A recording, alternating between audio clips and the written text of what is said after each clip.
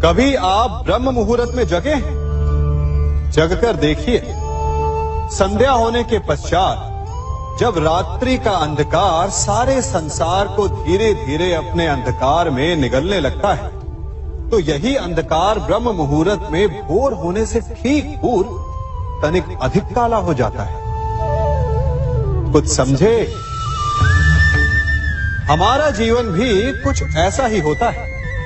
जब हमारे जीवन की समस्याएं अपने अंत पर होती है, तो यही समस्याएं एक भीषण रूप लेकर हमारे समक्ष प्रस्तुत हो जाती है और ऐसे परिस्थिति में अधिकतर लोग हार मान जाते हैं, भय खा जाते हैं। परंतु यदि आप हार न माने, भय न खाएं, दृढ़ रहें, निरंतर आगे बढ़ते रहें, तो प्रकाश के रूप में हमारा स्वागत करने के लिए सूर्य उदय सदा हमारे समक्ष प्रस्तुत रहेगा। आपने बरगद के वृक्ष को देखा है? जितना विशाल उतना दृढ़। पतझड़ में वो सूख जाते हैं, परंतु दुर्बल नहीं होते, टूटकर गिरते नहीं। और उसके विपरीत दलदल में उपजे वृक्षों को देखिए, वो दिखने में तो बड़े होते हैं, पतझड़ आए या शीत सदा हरे भरे होते हैं, परंतु इतने दुर्बल होते हैं कि जल धारा के हल्के से वेग से वो गिर जाते हैं। परंतु ऐसा क्यों होता है? कारण है जड़ें। जिसकी जड़ें दृढ़ भूमि में है, वो हर चक्रवात, हर ऋतुओं को सह लेता है, और जिसकी जड़ें दलदल में है, वो स्वयं की जड़ों को दुर्बल बना लेता है। कुछ ऐसा ही मनुष्य भी होता है, जो अधर्म, कुकर्म और असत्य की धरा पर उपजा है। वो समय की एक मार भी नहीं सह पाता, और जो मनुष्य सत्य, धर्म की धरा पर उपजा है, वो हर समस्या से अविचलित हो जाता है। अब आप पर निर्भर करता है कि आप क्या बनना चाहते हैं। हमारे जीवन में मित्र और शत्रु बड़ा महत्व रखते हैं। यदि गंभीरता से सोचा जाए तो ऐसा कोई क्षण नहीं जब हम अपने मित्रों के बारे में ना सोचते हो या फिर अपने शत्रुओं के बारे में। हमारा हर कार्य या तो हमारे मित्रों के हित के लिए होता है या फिर हमारे शत्रुओं के अहित के लिए। हम हर स्थान या तो अपने मित्रों के साथ होते हैं या फिर अपने शत्रुओं के साथ। कोई नहीं चाहता कि उनका शत्रु प्रसन्न रहे।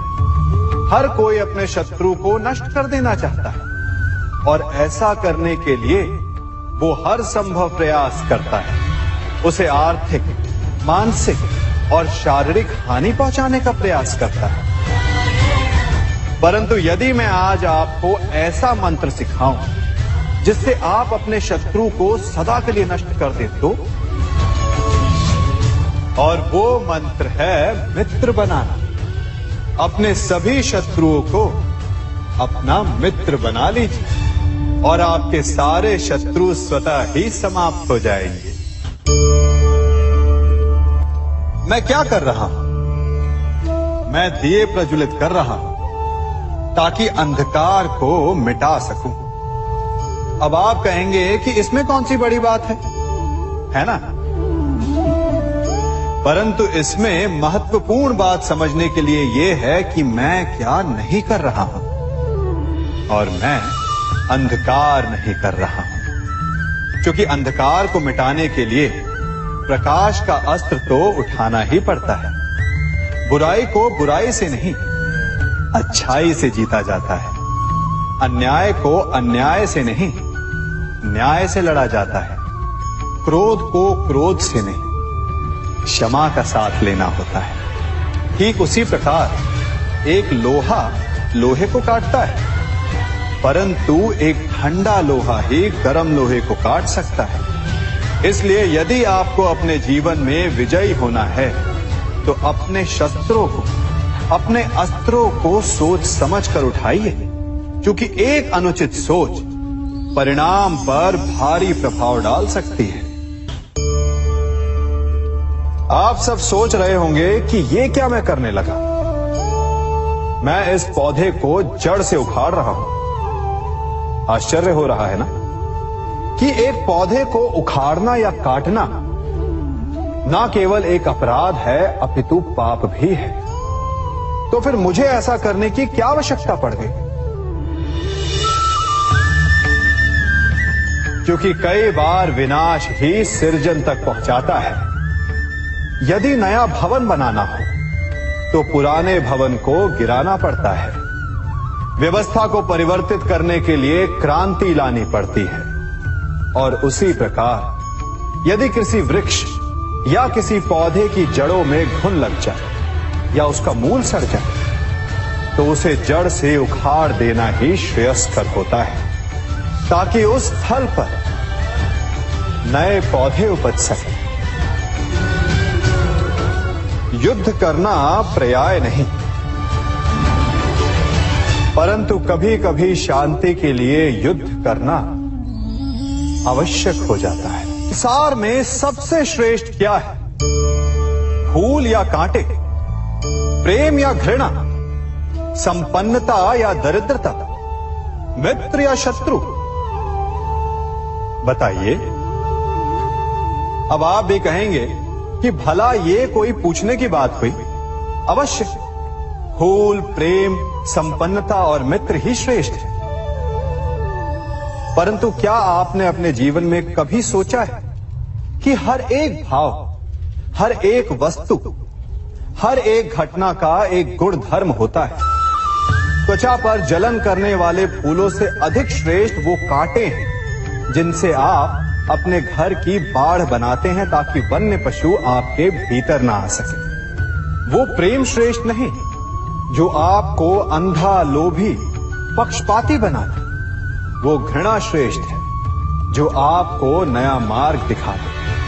वो संपन्नता श्रेष्ठ नहीं जो आपको कृपण बनाता, मद्दांध बनाता। वो दरिद्रता श्रेष्ठ है जो आपको जीवन में परिश्रम करने की शिक्षा दे।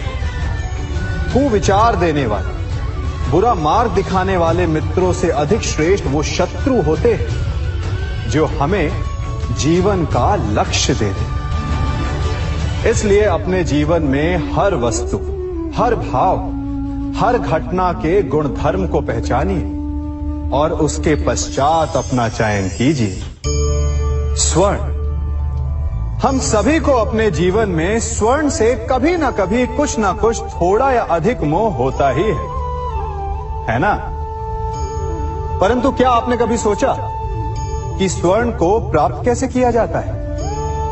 जब भूमिगत खदानों से स्वर्ण को निकाला जाता है तब वो एक पाषाण की भांति होता है।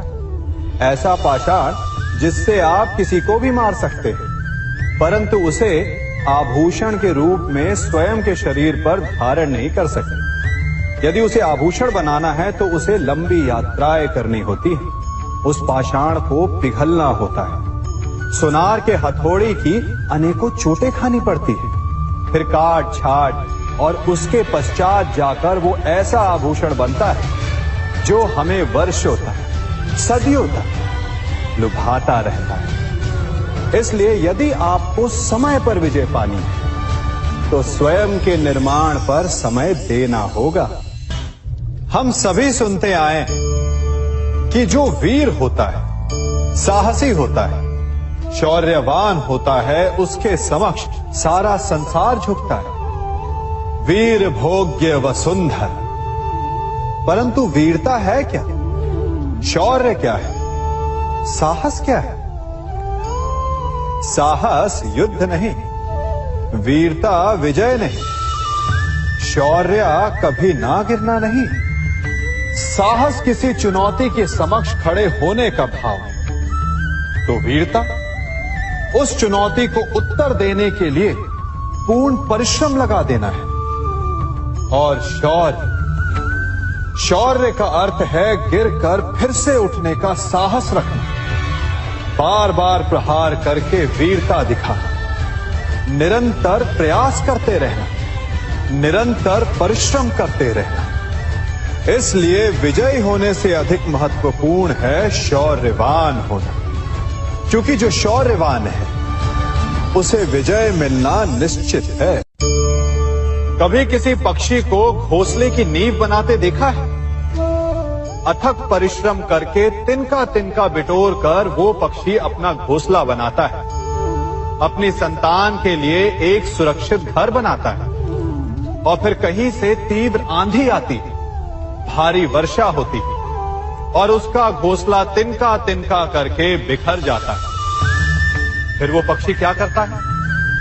वो रोता नहीं, ना ही विलाप करता है। वो बिना विलंब करे फिर से अपना घोंसला बनाना प्रारंभ कर देता है और सफलता पाता है। फिर हम क्यों छोटी छोटी असफलता से भयभीत होकर परिश्रम करना छोड़ देते हैं? एक बात सदा स्मरण रखिएगा, हर वृक्ष कुल्हाड़ी की एक मार से नीचे नहीं गिरता, हर चट्टान घन के एक प्रहार से नहीं टूटती। सफलता पाने के लिए अनावरत परिश्रम करना ही मात्र एक मार्ग है। स्वीकारण, सत्य का स्वीकारण मनुष्य के लिए बहुत ही महत्वपूर्ण है। जब तक मनुष्य सत्य को स्वीकार नहीं करता, उसे असत्य से लड़ने की शक्ति प्राप्त नहीं होती। जब आप भोजन करते हैं तो क्या होता है? आपका पेट स्वीकारता है कि वो भर चुका है और आप भोजन करना बंद कर देते हैं। जब आपको निद्रा आती है तो क्या होता है?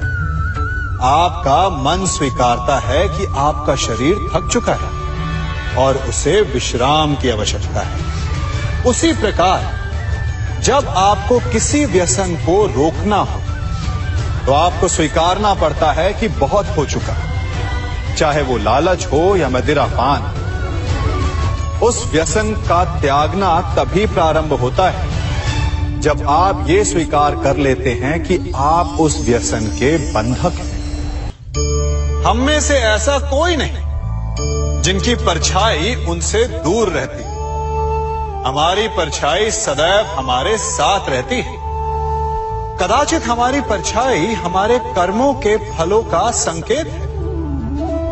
कदाचित इसी कारण कई बार हमें अपनी परछाई से भय भी लगता है, परंतु इस भय से निवारण पाने का एक साधन अवश्य है। वो है सूर्य की ओर मुख करना या किसी प्रकाश के स्रोत की ओर मुख करना, क्योंकि तब हमें हमारी परछाई दिखाई नहीं देती। यदि इसे जीवन के संदर्भ में देखें तो ये प्रकाश का स्रोत शुभ कर्मों की चेतना है।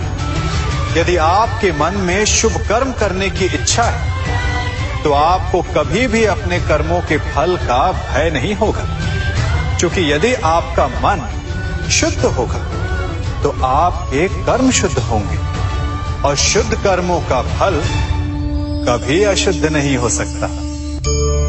आज मैं आप सबको एक कथा सुनाता हूं। एक दिन प्रातः एक व्यापारी अपने घर से निकला। घर से निकलते ही एक बिल्ली ने उस व्यापारी का मार्ग काट दी। व्यापारी घबरा गया। वो फिर से घर लौट गया और शुभ घड़ी की प्रतीक्षा करने लगा। और जब वो पुनः अपने घर से निकला तब वो वाहन जा चुका था जिससे राजा तक पहुंचकर उसे भेंट देनी थी। राजा को भेंट नहीं मिली। राजा क्रोधित हो गए। राजा ने उस व्यापारी का व्यापार बंद करवा दिया। इस कारण व्यापारी क्रोधित होकर घर पर अपनी पत्नी से लड़ बैठा। पत्नी अपने बच्चों समेत मैके वापस चली गई और उस व्यापारी के जीवन में यदि कुछ रह गया था तो केवल अंधकार।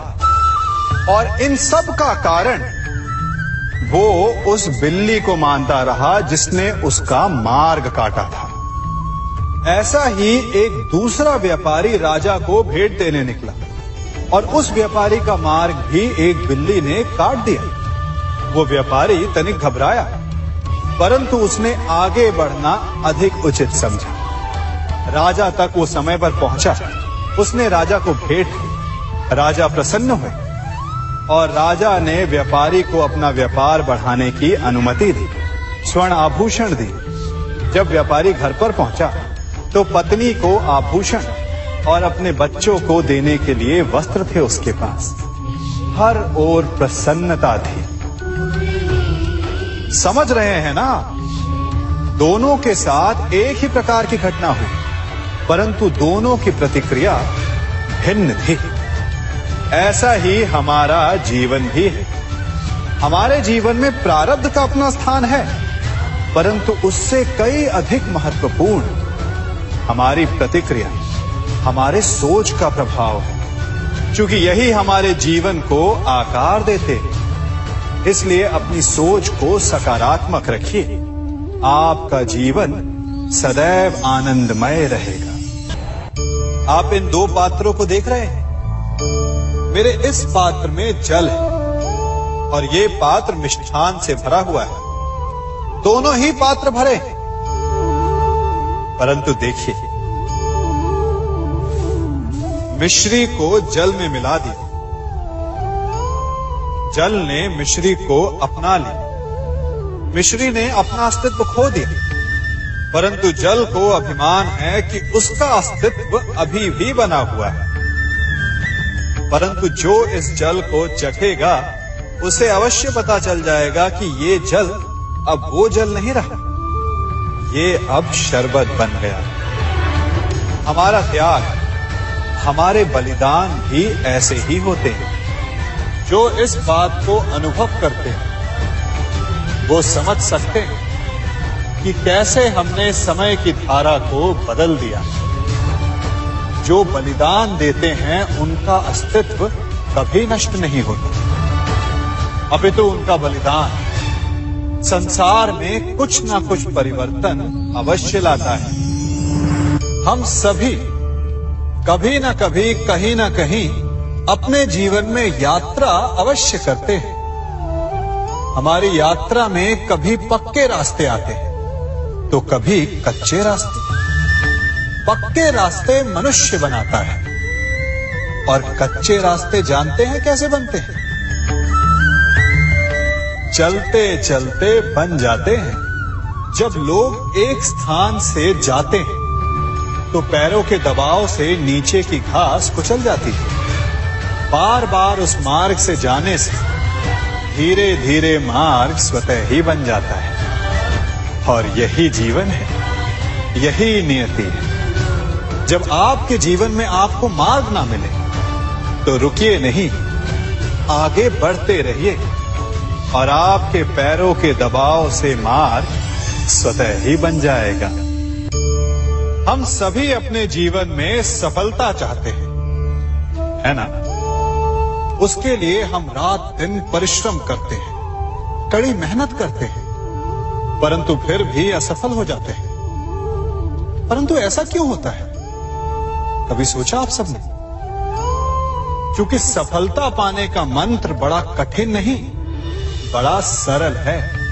उचित विचार, उचित समय, उचित स्थान पर उचित प्रहार। जब आपके विचार, समय, स्थान और प्रहार यानी परिश्रम उचित है तो सफलता आप ही को मिलेगी। जिस प्रकार एक लोहार लोहे से कुछ बनाते समय उस लोहे के सही ताप तक के आने की प्रतीक्षा करता है और समय आने पर उचित स्थान पर पर्याप्त बल से प्रहार करता है और लोहा आकार ले लेता है, ठीक उसी प्रकार आपकी सफलता भी आकार लेती है। हम सभी को अपने जीवन में कभी ना कभी निराशा मिलती है, असफलता मिलती है और अधिकतर लोग इसके पश्चात भाग्य का रोना लेकर बैठ जाते हैं। कुछ कहते हैं कि जिस स्थान पर मैं हूं उससे कई ऊंचे स्थान पर होने के योग्य था, परंतु नहीं जा पाया। किसी को पीड़ा है कि उसे जो मिलना चाहिए था वो उसे नहीं मिला। भाग्य ही बुरा था। भाग्य क्या होता है? भाग्य वन में खिला पुष्प देवताओं को चढ़ाया जाएगा, या किसी सुंदरी की वेणी में वो सजेगा, या फिर उसे कुचल कर उत्पाद बना दिया जाएगा, ये सब एक पुष्प के नियंत्रण में नहीं होता, परंतु जब तक उस पुष्प का अस्तित्व है, सुगंध बिखेरना उसके वश में अवश्य है। परंतु भाग्य हमारे वश में नहीं, और जो हमारे वश में नहीं उसके लिए दुखी होने से क्या होगा। कर्म पर वश है, वो कीजिए और धीरे धीरे भाग्य आपके वश में आ जाएगा, क्योंकि कर्म ही प्रधान है। मनुष्य की सबसे बड़ी दुर्बलता क्या होती है? सोचिए। धन, प्रेम, अहंकार। मनुष्य की सबसे बड़ी दुर्बलता होती है उसके रहस्य। चाहे आप कितने भी शक्तिशाली क्यों ना हो, कितने भी प्रबल क्यों ना हो, परंतु उसके रहस्य उसके नाश की चाबी होती है। इसलिए यदि प्रबल रहना है, शक्तिशाली रहना है, समर्थ रहना है, तो अपने रहस्य को किसी को भी ना बताएं, ना मित्र को और ना ही शत्रु को, क्योंकि समय पड़ने पर कब कौन शत्रु हो जाए ऐसा कहना संभव नहीं। विभीषण को रावण के अमृत कुंड का ज्ञात था, इसीलिए प्रभु श्री राम रावण का वध करने में सफल हो सके। इसलिए उचित यही है कि आप अपने रहस्य को स्वयं तक ही सीमित रखें। मनुष्य का मन बड़ा विचित्र होता है, कल्पना में ही विकास करता है, संपन्न भविष्य का स्वप्न देखता है और कल्पना में ही जो नहीं हुआ उससे भय खाता है। और यही भय मनुष्य का सबसे बड़ा शत्रु है। हमारे भविष्य के मार्ग में, हमारे आनंद के मार्ग में सबसे बड़ी बाधा है। अब आप लोग मुझसे पूछेंगे कि इसका तोड़ क्या है, भय से मुक्ति कैसे पाई जाए? तो ये प्रश्न आप स्वयं से पूछिए। तनिक सोचिए, जब आप एक सुंदर भविष्य की कामना करते हैं तो उसे पाने के लिए आप परिश्रम करते हैं ना। ठीक उसी प्रकार भय से मुक्ति पाने के लिए आप उससे लड़ जाएं और उसका निवारण आपको स्वतः ही मिल जाएगा। इसलिए जब भी भय आपको सताए तो उससे भागे नहीं, उससे घबराए नहीं, क्योंकि भय का काम ही होता है आपको भयभीत करना। इसलिए जब भी भय आप पर आक्रमण करे तो आप भी उस पर पहले ही आक्रमण कर दें। हम सब मित्रों के साथ रहना चाहते हैं, शत्रुओं से दूर रहना चाहते हैं। क्यों?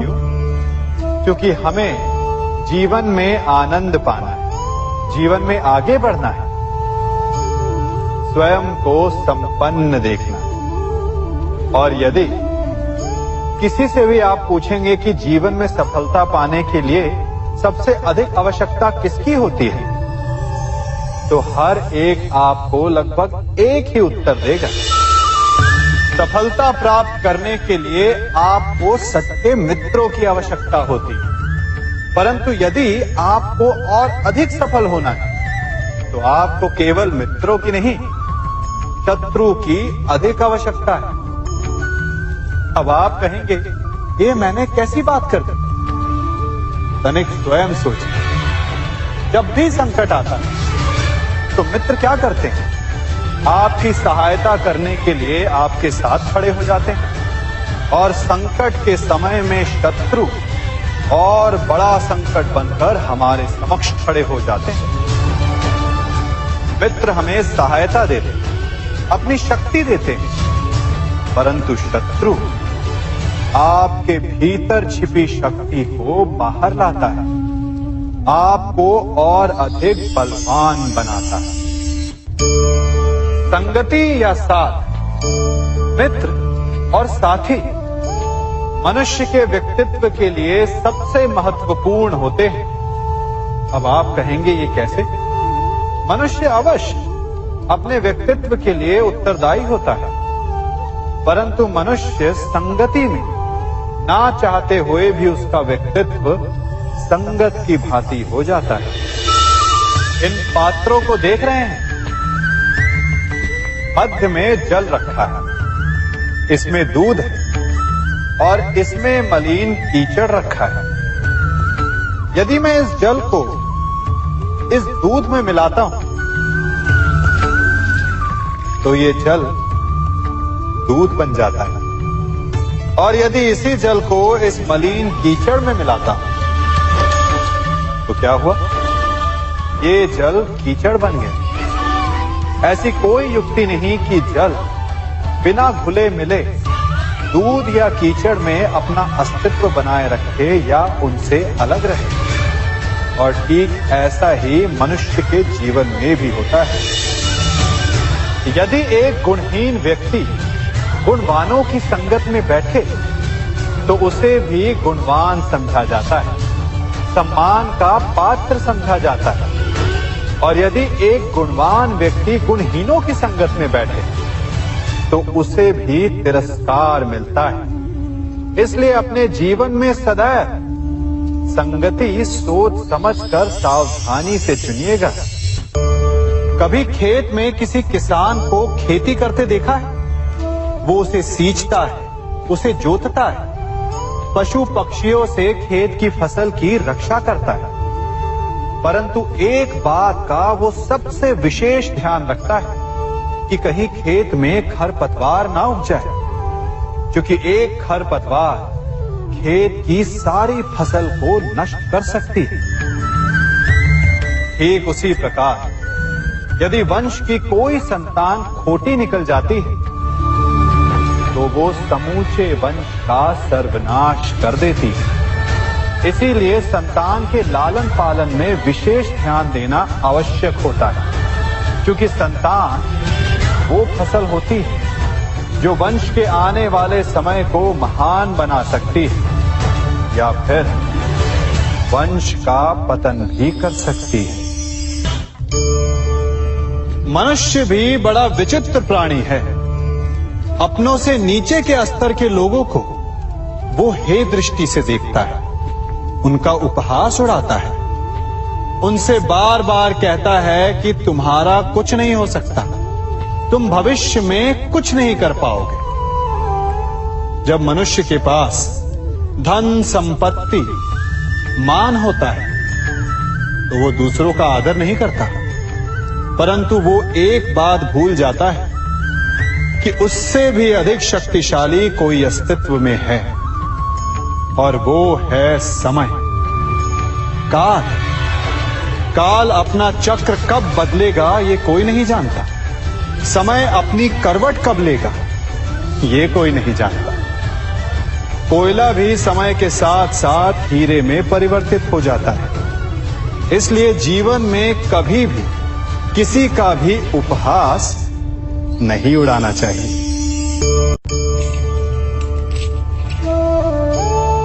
बड़ी विकट समस्या है।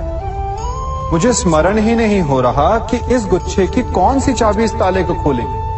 बड़ी देर से प्रयास कर रहा, परंतु ये ताला खुल ही नहीं रहा।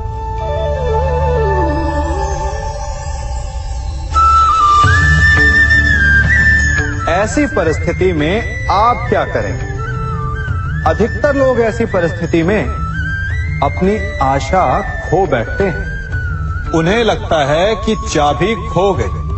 वो तिलमिला जाते हैं, क्रोधित हो उठते हैं, परंतु उस समय धैर्य रखें तो गुच्छे की अंतिम चाबी ताला खोल सकती है।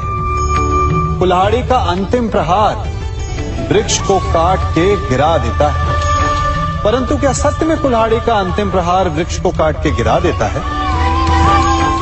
आपको आपका लक्ष्य दिला देता है? नहीं, आपका निरंतर प्रयत्न ही आपको सफलता दिलाता है। जब आपका मन निराश है तो अपने कार्य में दुगनी उत्साह से जुट जाए, क्योंकि अनावरत बहता जल ही कठोर चट्टान को काट सकता है। सफलता का मूल है परिश्रम, प्रयास और आशा। मनुष्य का जीवन ऋतुओं के समान होता है। आज ग्रीष्म तो कल वर्षा, परसों शीत, तनिक संकट आया तो हम संयम खो बैठते हैं, तनिक ऋतु बदली तो हम अधीर हो जाते हैं। अपने आक्रोश में, अपने क्रोध में हम उनसे ही संबंध बिगाड़ लेते हैं जो हमारे अपने होते हैं। क्यों ऐसा होता है ना? हमें लगता है कि हमारे अपने हैं, फिर से मना लेंगे, परंतु स्मरण रखिए, सदा ऐसा करना संभव नहीं होता। सागर की उछलती लहरों को तट सहता है, और यदि तट ही टूट जाए तो बाढ़ आ जाती है। हमारे संबंध भी दूध की भांति होते हैं। दूध तपकर उबल सकता है, परंतु यदि उसमें खटास आ जाए तो वो फट भी जाते हैं। और फटे दूध को चाहे जितना मत लो, उसमें से माखन नहीं निकलेगा। इसीलिए अपने संबंधों को संभल कर निभाना चाहिए। कभी चुंबक को देखा है कैसे वो लोहे की ओर आकर्षित होता है, और कैसे वो लोहे को अपनी ओर आकर्षित करता है? चूंकि उसके स्वभाव में ही आकर्षण है। हम सबके भीतर भी एक ऐसा ही चुंबक होता है, विचार का चुंबक, जो सदा अपने ही जैसे विचारों को आकर्षित करता है। हम जो बोते हैं वही काटते हैं। उसी प्रकार हम जैसा सोचते हैं वैसा ही पाते हैं। साधु ईश्वर का नाम जपता है तो उसे ईश्वर मिल जाता है। अर्थात फल हमारी सोच पर निर्भर करता है। ओस की बूंद यदि केले के पत्ते पर गिरे तो वो कपूर बन जाती है। सीप में गिरे तो मोती, और यदि विषधर के मुख में गिरे तो विष। बूंद एक है, परंतु उसके प्रारब्ध भिन्न है, क्योंकि उसे आकर्षित करने वालों का व्यवहार भिन्न है। इसलिए यह आप पर निर्भर करता है कि आपको भविष्य में विष चाहिए या अमृत। स्मरण रखें, हम वही बन जाते हैं जैसा हम सोचते हैं, जैसा विश्वास रखते हैं। यह आपका विश्वास ही है जो ये निर्धारित करेगा कि आपको विष मिलेगा या अमृत। इसलिए अपनी सोच को सुदृढ़ रखिए, सकारात्मक रखिए, और फल भी सकारात्मक ही आएगा। जब से ये सृष्टि बनी है, नदी की धारा और चट्टान के मध्य सदा संघर्ष रहा है, परंतु हर बार चट्टान की कठोरता को हारना पड़ता है, और नदी की धारा कोमल होते हुए भी कठोर चट्टान को काट देती है।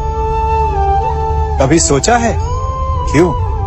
चट्टान इतनी कठोर और जल इतना कोमल, चट्टान इतनी दृढ़ और जल इतना लचीला, फिर भी सदा जल कठोर चट्टानों के मध्य से अपना मार्ग बना ही लेती है। कारण केवल एक है, और वो है लगातार चलने की क्षमता। जल बढ़ता रहता है, चट्टान अडिग रहती है। इसी कारण जल चट्टान को काटकर मार्ग बना लेता है।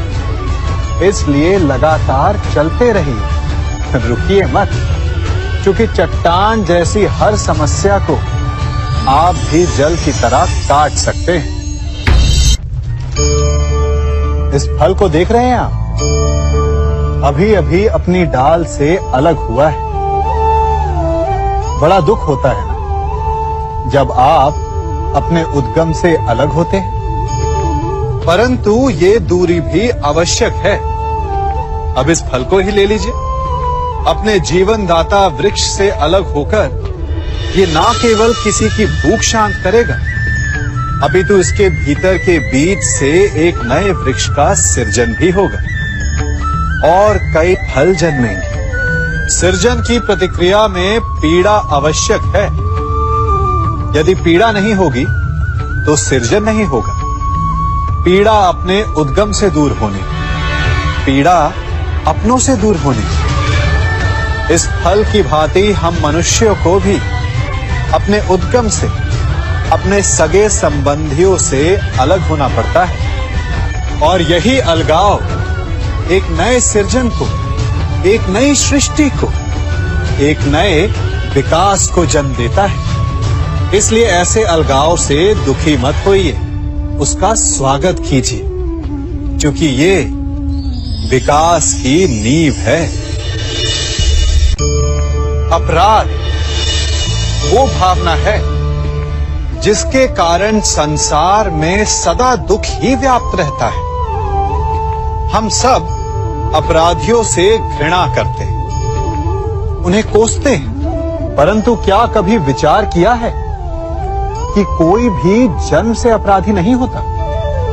तो ऐसा क्या कारण है कि कोई इतना बुरा बन जाता है कि वो बुराई की सीमाएं ही पार कर जाए? कारण है कामना।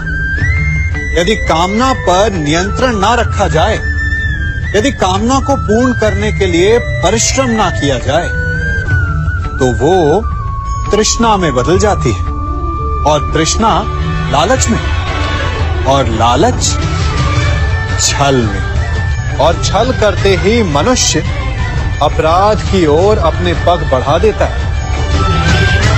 इसलिए ये अत्यंत आवश्यक है कि मन की कामनाओं पर नियंत्रण रहे।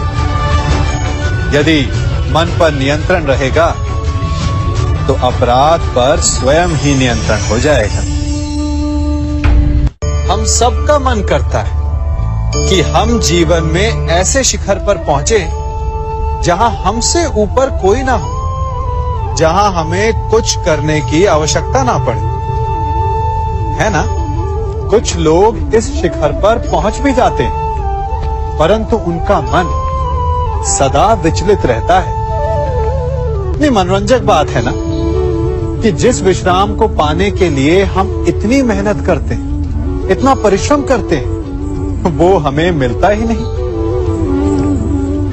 कारण स्वयं सोचिए, वन का राजा होने के पश्चात भी सिंह को अखेट के लिए परिश्रम क्यों करना पड़ता है? सोचिए। मैं बताता हूं, क्योंकि राजा होने का अर्थ ये नहीं कि वो सदा सोता रहे और मृग स्वयं उसके समक्ष आकर कहेगा कि आइए महाराज, मुझे खाकर अपनी भूख मिटाइए। तो समझ लीजिए, कार्य आपके परिश्रम से संपन्न होते हैं, केवल कामना से नहीं।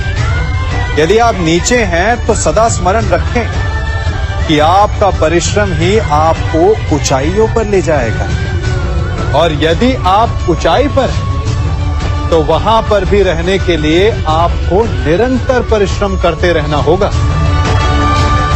अर्थात परिश्रम से मुक्ति नहीं है, क्योंकि परिश्रम ही जीवन है। सबसे अधिक महत्वपूर्ण क्या है? जीवन, या जो जीवन में पाया, यात्रा, या यात्रा पूर्ण करने के बाद पाया गया लक्ष्य, कर्म या उसके फल? बहुत ही महत्वपूर्ण परंतु विकट प्रश्न है ना? परंतु तनिक धीरज से सोचेंगे तो इसका उत्तर अधिक कठिन नहीं है। यदि जीवन यात्रा है तो उसका लक्ष्य क्या होना चाहिए? स्वयं सोचिए। मान, संतान, धन? नहीं ना। अंतिम लक्ष्य है परम आनंद, और ये अचानक से नहीं मिलता। इसे पाने का केवल एक ही उपाय, और वही आपका कर्म, वही आपकी यात्रा भी, और वही आपका प्रारब्ध भी है। और आपको कौन बताता है कि आपके लिए सही क्या है? वो है आपका मन, जो मस्तिष्क की भांति हानि और लाभ नहीं सोचता, जो आपको ये बताता है कि शुभ किसमें, संसार का कल्याण किसमें, आनंद किसमें। यदि आपका मन संयमित है तो वो आपका सबसे महत्वपूर्ण मार्गदर्शक है, जो आपकी यात्रा, आपका लक्ष्य, आपके कर्म और उसके फलों को सबको शुभ बना सकता है।